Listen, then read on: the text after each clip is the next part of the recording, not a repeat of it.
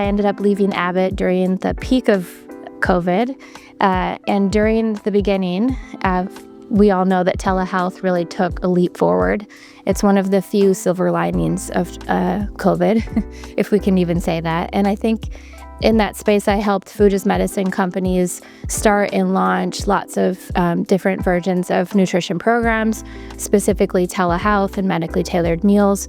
And that's where access, because we're now going more telehealth because of COVID, access starts to take on a whole new meaning. And suddenly people can meet with a dietitian from home. They don't need to find time in their day between 8 and 3 or 4 p.m. to come to what's usually a hospital's campus to meet with a dietitian for 30 minutes. Instead, they can work with us at home. They can meet us in their work settings. They can actually bring us into their kitchen and quite literally show us what is or is not in their refrigerators at home.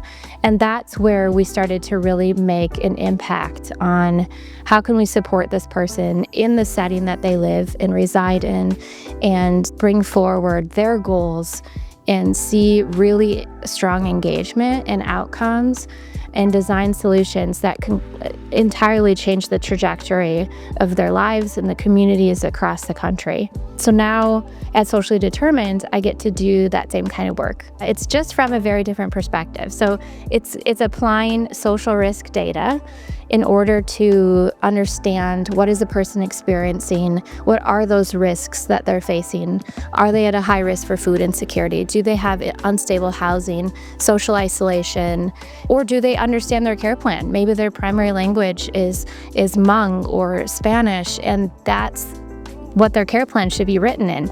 And instead, we oftentimes see care plans written in English because that's the standard and that's just the status quo that's been the case for so long.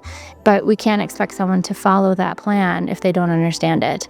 And so that's where social risk starts to come in and say that instead of meeting with one patient at a time, as I did as a clinician, or even one hospital at a time, as I did as when I was at Abbott Laboratories, we get to now look at the organizational level, much more upstream, and say this is where social risk is affecting the outcomes, and design solutions that change the trajectory of an entire community, of an entire family across the country, and put forward nutrition interventions that address what they're experiencing.